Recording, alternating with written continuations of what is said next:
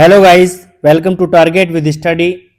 तो आज हम शुरू करने वाले हैं यूपीएसआई 2025 के लिए मूल विधि का बहुत ही इंपॉर्टेंट टॉपिक भ्रष्टाचार अधिनियम 1988। 40 महत्वपूर्ण प्रश्न जो आने वाली परीक्षा के लिए बहुत ही इंपॉर्टेंट साबित होंगे। तो चलिए शुरू करते हैं।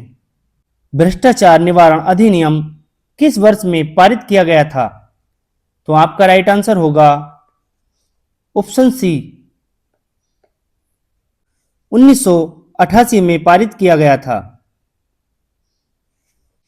भ्रष्टाचार निवारण अधिनियम कब लागू हुआ था? तो आपका राइट आंसर होगा ऑप्शन सी, 9 सितंबर 1989 को लागू हुआ था। भ्रष्टाचार निवारण अधिनियम किस अपराध से संबंधित है? तो आपका राइट आंसर होगा ऑप्शन सी, घूसखोरी और भ्रष्टाचार से संबंधित है। इस अधिनियम के अंतर्गत लोक सेवक की परिभाषा दी गई है। तो आपका राइट आंसर होगा ऑप्शन बी,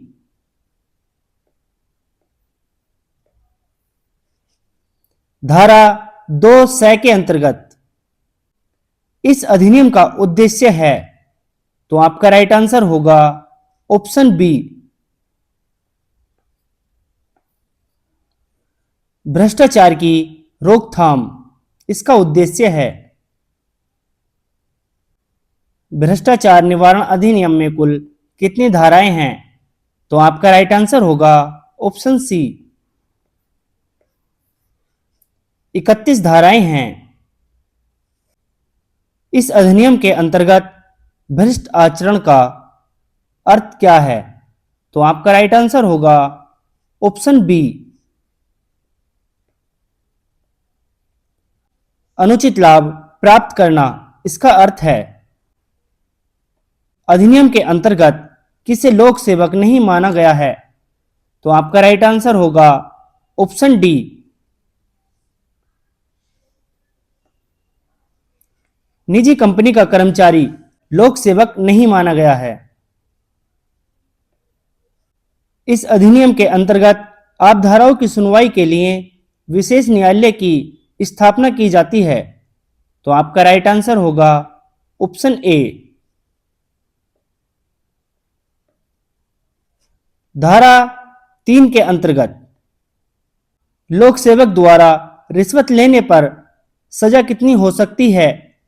तो आपका राइट आंसर होगा ऑप्शन सी,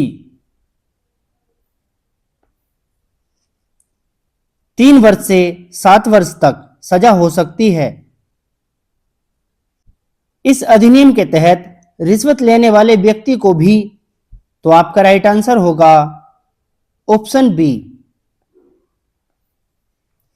दंडित किया जा सकता है। अधिनियम में संशोधन कब किया गया था? तो आपका राइट आंसर होगा ऑप्शन ए,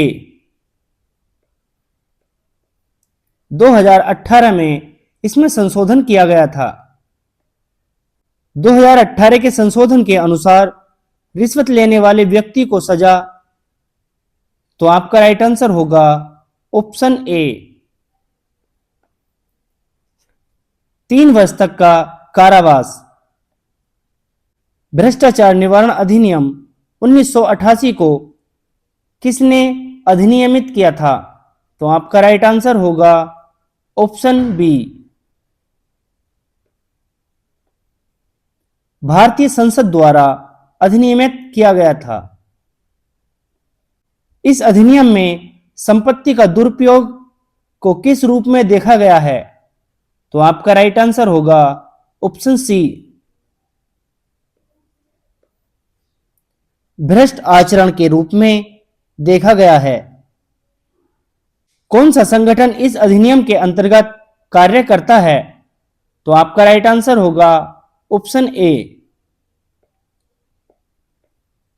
सीबीआई इसके अंतर्गत कार्य करती है। भ्रष्टाचार निवारण अधिनियम के तहत शिकायत किसे दी जा सकती है? तो आपका राइट आंसर होगा ऑप्शन बी। लोकपाल या सीबीआई को शिकायत दी जा सकती है। लोक सेवक के विरुद्ध आयोजन की स्वीकृति कौन देता है? तो आपका राइट आंसर होगा ऑप्शन ए। संबंधित नियुक्ति प्राधिकारी। भ्रष्टाचार निवारण अधिनियम के अंतर्गत संपत्ति जब्त की जा सकती है। तो आपका राइट आंसर होगा ऑप्शन बी। सरकारी अनुमति से संपत्ति जब्त की जा सकती है। भ्रष्टाचार निवारण अधिनियम के अंतर्गत जांच कौन करता है? तो आपका राइट आंसर होगा ऑप्शन बी। सीबीआई या विजिलेंस ऑफिसर इसकी जांच करता है। रिश्वत मांगने को माना गया है। तो आपका राइट आंसर होगा ऑप्शन बी। भ्रष्ट आचरण माना गया है। किसी लोक सेवक द्वारा पद का दुरुपयोग करना। आपका राइट आंसर होगा ऑप्शन बी। भ्रष्टाचार कहलाता है।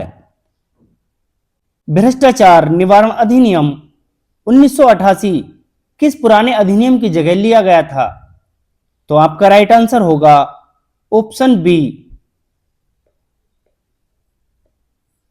भ्रष्टाचार अधिनियम 1947 की जगह लिया गया था। अधिनियम में रिश्वत का अर्थ है।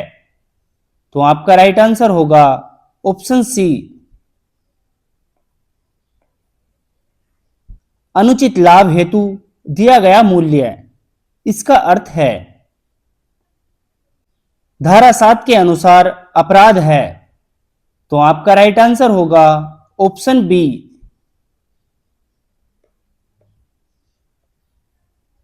रिश्वत लेना धारा 8 से संबंधित है। तो आपका राइट आंसर होगा ऑप्शन बी। दूसरों की ओर से रिश्वत मांगने से धारा 9 से संबंधित है। तो आपका राइट आंसर होगा ऑप्शन बी।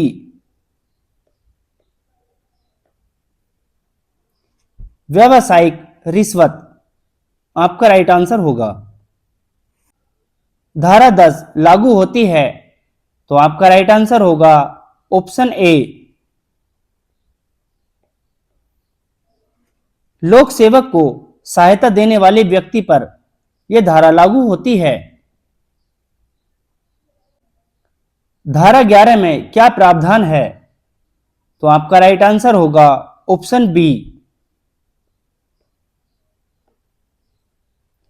उपहार स्वीकार करने का अपराध। इसका प्रावधान है।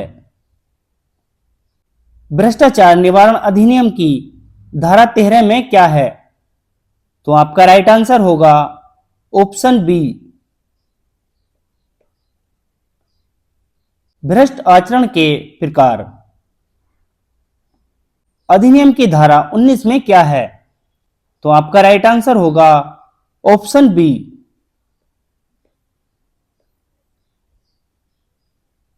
आयोजन की स्वीकृति। अधिनियम धारा की 22 किससे संबंधित है? तो आपका राइट आंसर होगा ऑप्शन ए। दंड प्रक्रिया संहिता के अनुप्रयोग से।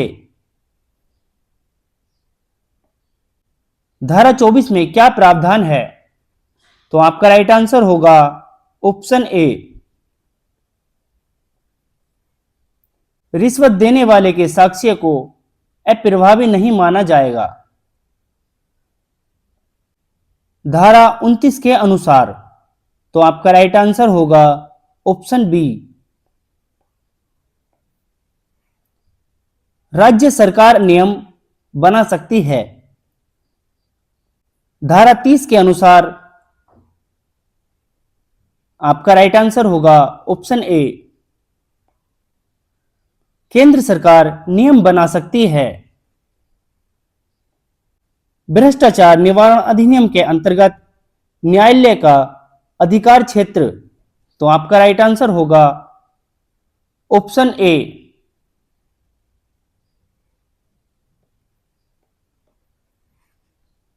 विशेष न्यायालय, आपका राइट आंसर होगा। इस अधिनियम के अनुसार दोष सिद्ध होने पर व्यक्ति, तो आपका राइट आंसर होगा ऑप्शन बी। सजा और जुर्माना दोनों से पात्र होगा। भ्रष्टाचार निवारण अधिनियम 2018 लागू हुआ, तो आपका राइट आंसर होगा ऑप्शन बी। 26 जुलाई 2018 को लागू हुआ। संशोधित अधिनियम के अनुसार रिश्वत मांगने की सजा, तो आपका राइट आंसर होगा ऑप्शन सी। 3 से 7 वर्ष तक की सजा। भ्रष्टाचार निवारण अधिनियम के अंतर्गत भ्रष्टाचार का तात्पर्य है, तो आपका राइट आंसर होगा ऑप्शन सी। व्यक्तिगत लाभ के लिए पद का दुरुपयोग करना, इसका तात्पर्य है। तो गाइस, वीडियो कैसी लगी? वीडियो अगर अच्छी लगी हो तो वीडियो को लाइक करें, कमेंट्स करें और चैनल को जरूर सब्सक्राइब करें। तो मिलते हैं नेक्स्ट वीडियो में।